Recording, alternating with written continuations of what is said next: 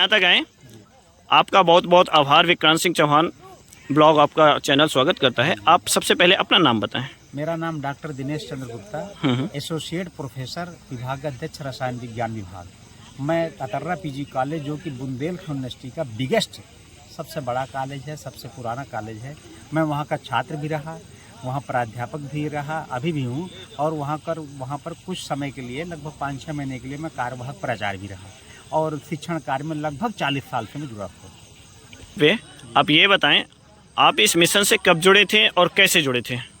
मैं मिशन से 1983 में जुड़ा था।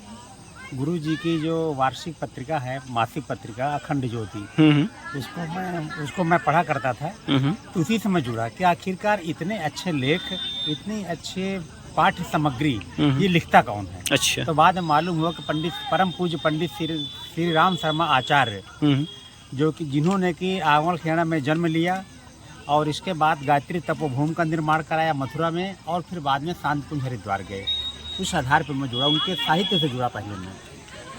और गुरुदेव का कहना यह है कि व्यक्ति के विचारों को बदलने के लिए विचार क्रांति अभियान चलाया, और साथ में उन्होंने कहा कि मनुष्य में देवत्व का उदय और धरती पर स्वर्ग का अवतरण, ये उनका आदर्श वाक्य था। अच्छा, ठीक है। और एक बात ये, जैसे कि इस यज्ञ के माध्यम से कल यहाँ पे विवाह कार्यक्रम भी है जी, उस विवाहिक कार्यक्रम के बारे में आप क्या कहना चाहेंगे? ऐसे विवाह कार्यक्रम की मैं भूर प्रशंसा करता हूँ। इस तरह के कार्यक्रम ही होने चाहिए, क्योंकि आजकल समाज में क्या हो गया है कि जितने भी विवाह हो रहे हैं उनमें एक से एक बढ़ करके अपना दिखावा कर रहे हैं। जिनका बजट नहीं है, बजट से ज़्यादा शादी कर रहे हैं। तो गुरुदेव का कहना है, उन्होंने लिखा कि विवाह संस्कार को संस्कार ही रहने दीजिए। खर्चीली शादियां हमको दरिद्र और फिर बाद में बेईमान बनाती हैं। अतः इस तरह की, अब मेरा जहां तक बस चलेगा और कि प्रयास करूंगा कि हमारे घर परिवार में जो भी शादियां हों, गायत्री परिवार से हों, विवाह वो दिन को हों, और उनमें न्यूनतम खर्च किया जाए। दरिद्रता न रखी जाए, लेकिन खर्च न्यूनतम किया जाए, दिखावा बिल्कुल न किया जाए। अच्छा, आपने अभी कहा कि जो विवाह हो वो दिन में हो, तो दिन में विवाह क्यों हो? दिन में विवाह ये हो कि देखिए, रात्रि को विवाह होने से एक तो बिजली का अनावश्यक व्यय होता है, और रात्रि जागरण के समय लड़का लड़की, उनके परिजन, माता पिता सब ऊँघते रहते हैं, परेशानियां होती हैं। और इसके अलावा दिन में विवाह करने में जो भी संस्कार है, यज्ञ संस्कार है, कुछ भी होना सब दिन को होंगे। और पहले भी विवाह दिन को ही होते रहे, कालांतर में परिपाटी चेंज होकर के रात में हो गए, जो कि नहीं होना चाहिए। कारण क्या हुआ कि विवाह ही रात में चले गए?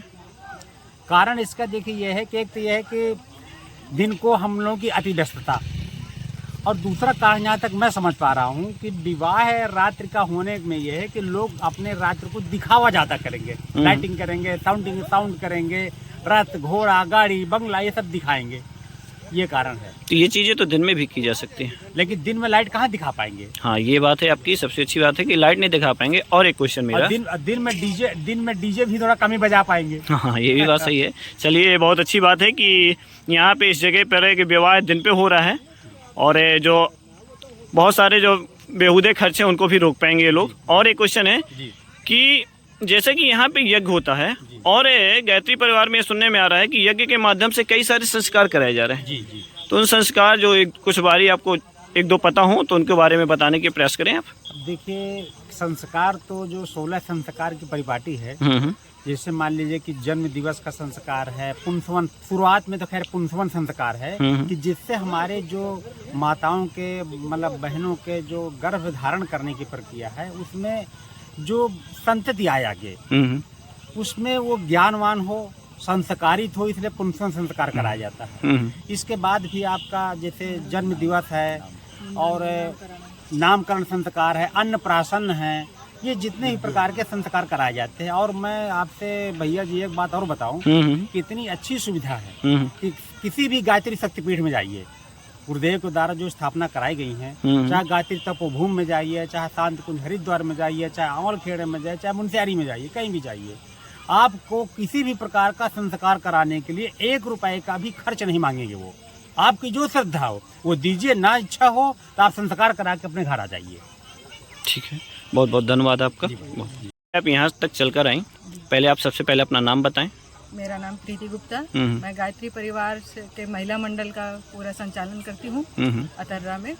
और गायत्री परिवार से जुड़ना हमारा सौभाग्य है।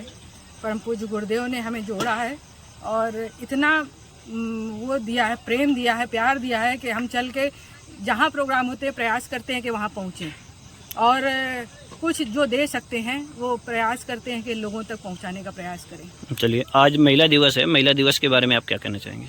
महिलाओं का जो परम पूज्य गुरुदेव और वंदनीय माता जी ने महिलाओं को सबसे ज़्यादा आगे किया है और ये गायत्री परिवार में हम लोगों को सौभाग्य मिला है कि इसके माध्यम से हम मंच में भी बैठकर आप देख रहे हैं कि यहाँ कथावाचक भी महिला ही हैं और हमें बड़ा अच्छा लगा कि आज हमें यहाँ आने का मौका मिला इस महिला दिवस पे और बढ़ चढ़ करके यहाँ पे सारी बच्चियाँ भी काम कर रही हैं। ज़्यादातर आप देखेंगे यहाँ जितने प्रोग्राम हैं ज़्यादातर महिला ही उसमें अग्रणी है और इस क्षेत्र को जागृत करने का भी जो सौभाग्य मिला है प्रधान जी ने और उनकी बेटी की शादी है वो भी एक बहुत बड़ा कार्य है जो मतलब उस माध्यम से इस समाज को संदेश देना चाहते हैं कि हम कैसे आदर्श विवाह करके और अच्छे यज्ञ के साथ और विवाह करके समाज को नई दिशा दे सकते हैं। एक क्वेश्चन और है, लास्ट क्वेश्चन, कि जैसा कि सुनने में आ रहा है कि इस यज्ञ में जो प्रधान जी अपनी बेटी का विवाह कर रहे हैं जी, उन पे वो दहेज के सख्त विरोधी हैं जी। और इस कारण कि दहेज, ये भी है कि दहेज के प्रति बेटियां ही मार खाती हैं ज़्यादातर, क्योंकि उन पे ही समस्या आती है विवाह करने पर। तो आप दहेज के विरोध पे क्या कहना चाहेंगे? दहेज तो वाकई सही बात है। अगर दहेज विरोधी शादियाँ गुरुदेव ने कहा है कि दहेज मतलब अगर संस्कारी लड़की है तो जहाँ जाएगी तो वो उतना अपने व्यवहार से, अपनी कुशलता से वो बना लेगी, प्रेम से। अगर आप दहेज ज़्यादा भी लेते हैं और संस्कारी बच्ची नहीं है तो वो घर में चाहे जितना दहेज लाएगी पर उससे पूरा नहीं होगा, आपका परिवार ही मतलब बिखरेगा आपका। इसलिए मेरा कहना तो यही है कि जहाँ संस्कारी बच्चियाँ हों उन्हीं को प्रेफरेंस देना चाहिए, उन्हीं को आगे करना चाहिए और बिना दहेज की शादियाँ ही ज़्यादातर ये समाज को एक नया उदाहरण देना चाहिए कि बिना दहेज से हम कैसे आदर्श विवाह कर सकते हैं और गायत्री परिवार इसमें अग्रणी भूमिका निभा रहा है। ओके, धन्यवाद।